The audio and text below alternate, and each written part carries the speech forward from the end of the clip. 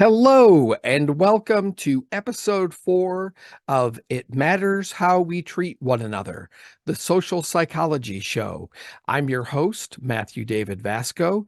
If you subscribe to this show on YouTube or your favorite podcasting platform, then thank you. This is a brand new show, and we're grateful for each and every one of our subscribers. If you haven't subscribed yet, then please consider doing so. We've got lots more exciting episodes and guests coming up, and you don't want to miss a single one. We open today with our inspiring news segment. Like I mentioned in previous episodes, I would love for this segment to be viewer and listener driven. So if inspiring things are happening in your neck of the woods, then please email me at mdvasco@gmail.com. That's M as in Matthew, D as in David, VASKO at gmail.com, and let me know. This week's inspiring news story comes from thegoodnewshub.com. The headline reads, "Man Keeps Alive Language Thought to Be Extinct." It turns out that one 89-year-old Argentinian man has been keeping the Chana language alive because it has been passed down in his family for generations. Now, mind you, this is a language that scholars had considered extinct since 1885. After the man's mother passed away, he realized that he could find no one else who still spoke the Chana language, so he set off to preserve and resurrect the language. For the last 20 years, the man, Blas Jaime, has worked closely with UNESCO, who helps preserve languages. And he and another man named Villegas Boros have joined forces to create a Chana dictionary with over 1,000 words. What I love so much about this story is that it shows how we are all interconnected, and that by making meaningful connections with others, we can create big and wonderful changes.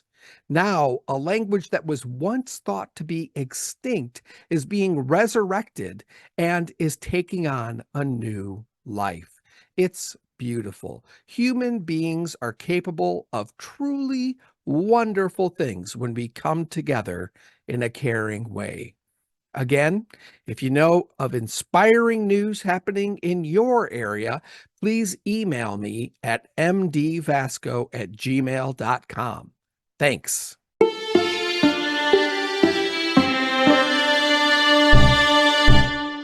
Today's episode continues the topic of ways to lift ourselves out of despair or depression. In a previous episode, I mentioned that volunteering can help boost our mood. And in researching the topic more, I came across the book, The Healing Power of Doing Good by Alan Lux and Peggy Payne. Alan Lux is known for popularizing the term helper's high. And this book is about how helping others, usually through volunteering, can produce positive mental and even physical and spiritual effects for the helper. Sadly, Alan Lucas passed away a couple of years ago. I reached out to Peggy Payne to see if she'd be interested in an interview, but received no response. I get the sense that Alan was the subject matter expert, and Peggy lent her writing skills to increase the readability of the book. And it was highly interesting to read, full of lots of good news about how volunteering can help improve not just your mental health, but as I mentioned, even your physical and spiritual health. The book truly stands as a testament to the fact that human beings are social creatures and that we do better when we're connected with one another. Early in the book, they cite a study from Sweden which found that amongst a sample of 17,000 people, for every 3.7, or about 4, socially isolated people who passed away, only one socially involved person died. Social relationships have been found to reduce stress and enhance our health. This is before we even get to any of the positive effects of helping others. Simply being connected to others has health benefits. So if you're feeling down, again, seek community and connection. And as the book supports, a wonderful way to find community and connection is through volunteering. In fact, in a study conducted for the book, a full 95% of participants reported that doing good by helping others made them feel good. The reason for this is that when we do good for others, it releases endorphins in our brains that give us a sense of uplift. This is interesting to me because I often say that if you're feeling down, you can give yourself a quick lift by doing something nice for someone else. And this study and book definitely help support that idea. The book reports 10 findings that their national survey found, and I'll summarize them for you. 1, what the authors call healthy helping syndrome has different phases. The immediate phase is what has become known as the helper's high, a term I'd like to bring back into popularity. And I just want to pause here for a moment to say that I think the word syndrome often has a negative connotation. One might think of the character of Syndrome from the movie The Incredibles. However, syndrome can also mean a predictable pattern of things that tend to occur under certain circumstances. And I think that's how the authors mean it here. We might also call it health helping group of benefits, right? Instead of health helping syndrome, it could just simply be a group of benefits from helping. 2, the helper's high has clear components. These include sudden warmth, increased energy, and a sense of uplift or euphoria. 3, the second phase of the healthy helping syndrome gives a person a sense of calmness. This includes increased self-worth, a feeling of calm, and a sense of relaxation. I think many of us feel these feelings after what we might describe as a good day's work. 4, and this one is interesting. People who experience healthy helper syndrome perceive their own health to be better. So not only are there actual physical benefits to helping others, but it makes you feel like you're healthier. I guess that makes sense, right? Feeling better makes you feel like you feel better. 5, this feeling of personal well-being returns whenever the helping is remembered. It's not as strong as the initial feeling, but simply remembering that people did a good thing makes them continue to feel better, both mentally and physically. 6, the more often people volunteered, the greater the health benefits they experienced. This makes logical sense, right? People who volunteered weekly felt better than those who volunteered only once a year, for example. In that way, I guess it's kind of like working out. The more often we work out, the better we're going to feel. The more often we volunteer or help others, the better we're going to feel. Weekly volunteering proved highly effective with regard to positive benefits associated with volunteering regarding mental and physical well-being. 7, and I've experienced this one myself through my own volunteering. So there's a little anecdotal evidence here too. It is that personal contact with the people being helped is important. I used to run a volunteer organization, and both me personally and the people that volunteered with me would often share after events that we felt like we got more out of the events if we were in contact with the people being helped. This seems to be an important aspect of the helper's high. 8. The helper's high is a better high when we're helping people we don't know. In fact, people feel more uplift when they are feeling their most altruistic, right? Most like they're just doing it for the sense of doing a good thing. Helping family members or feeling like we're helping out of a sense of obligation diminishes the high. This one is a little bit of a bummer in a way because, we also want to feel good when we're helping the people we care about most in the world, of course. But when, we're doing laundry or dishes for our family, how do we describe those things? We usually call them chores, right? They're the have to do's. So even though we're helping our family, if we live with family members when we're doing those things, then we probably don't consider those things helping so much as a responsibility or obligation. 9. Societal influences are effective in getting people to want to help others. In other words, concern for the community or appeals to help are effective motivators. People were more likely to cite these as the reasons why they volunteered, even above their upbringing or their religion. This is good news for organizations seeking volunteers. Appeals for help are effective motivators.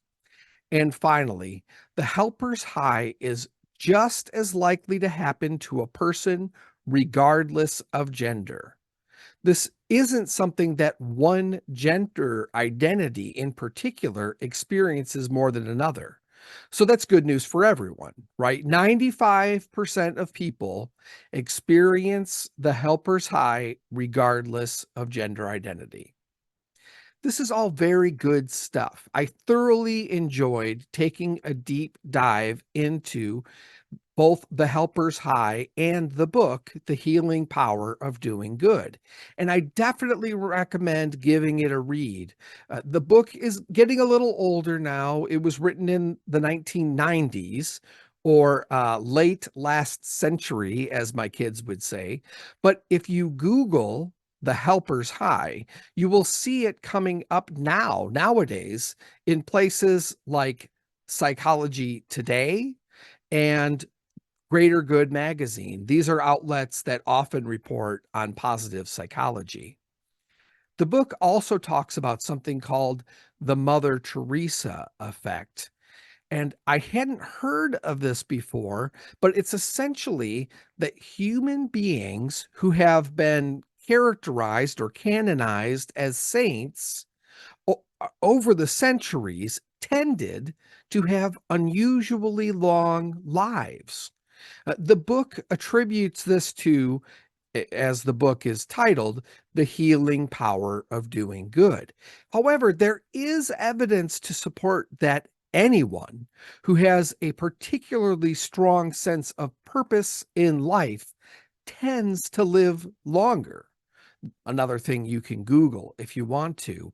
But there are studies of seniors that show that having a sense of purpose helps to keep people physically and mentally well in their later years.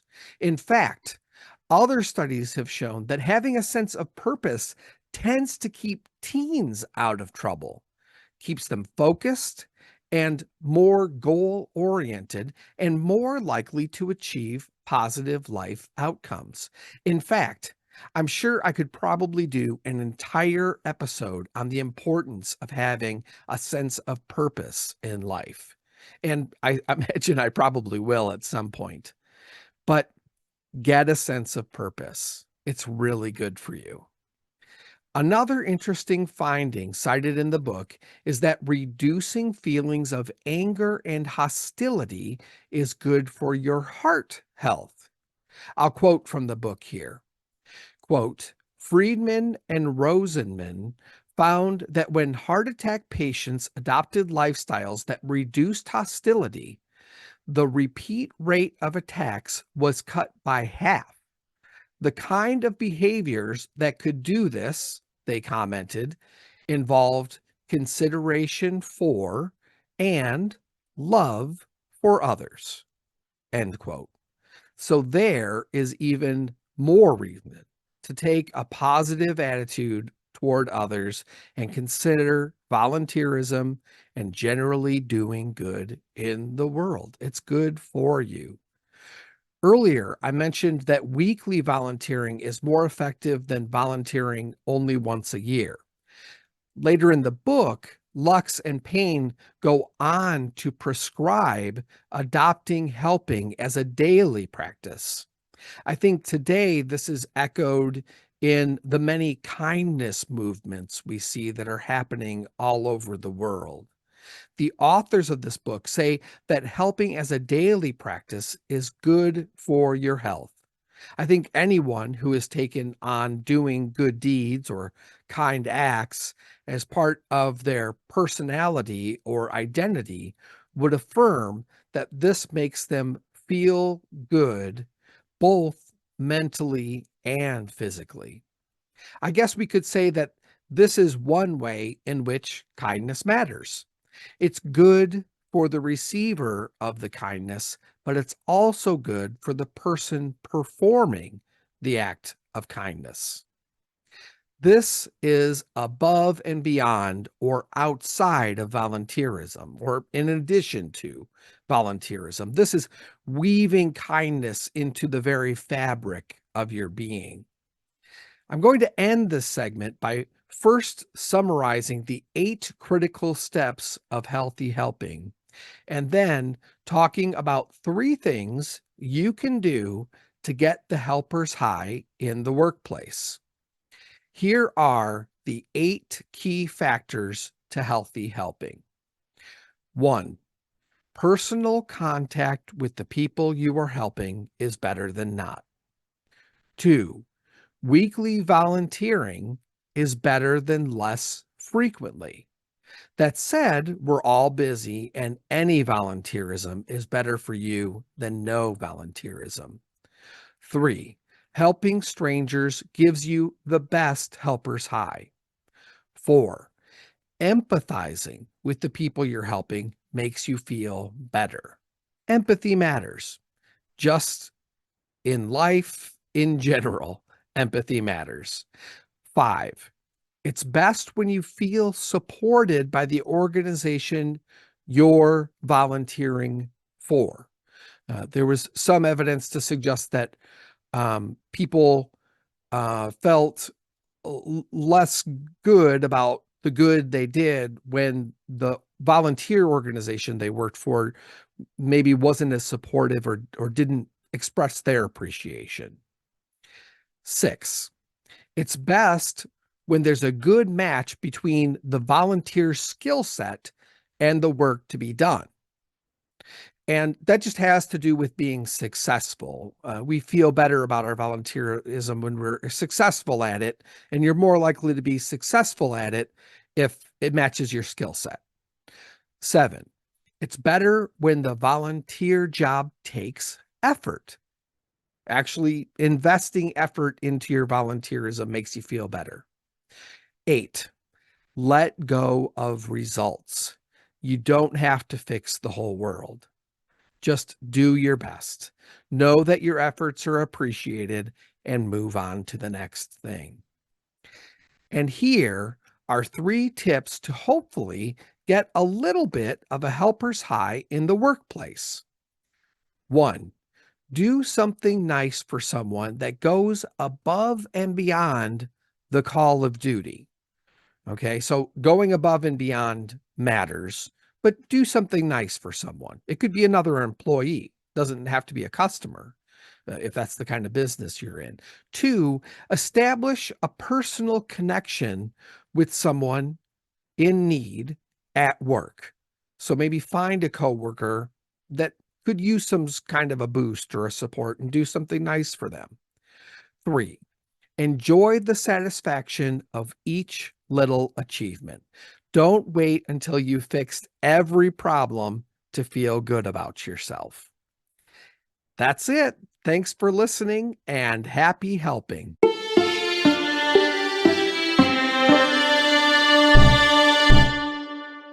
And that does it for episode 4 of It Matters How We Treat One Another. Here is your takeaway. Your takeaways for this week's episode are probably too many to list, but here are a few. We are all interconnected, and by making meaningful connections with others, we can create big and wonderful changes in our communities and even the world. 2, social relationships have been found to reduce stress and enhance our health. 3, doing good can make you feel good, and that's okay. We are meant to feel good when we do good. It's hardwired into our DNA. Reducing anger and hostility is good for your heart health. Doing good can help you live a longer life. And finally, finding a sense of purpose is good for us our whole lives through. Please subscribe to keep up with all our episodes, and you can support the show by shopping our Etsy store at etsy.com/shop/itmattersmerch. That's It Matters Merch. There's a link in our description. Your quote of the week is, volunteers do not necessarily have the time, they just have the heart, by Elizabeth Andrew, an American author. And that does it for this episode. And remember, treat everyone with kindness, respect, empathy, and compassion, and try for acceptance and love whenever possible. Be well, and much love to you all. Thanks.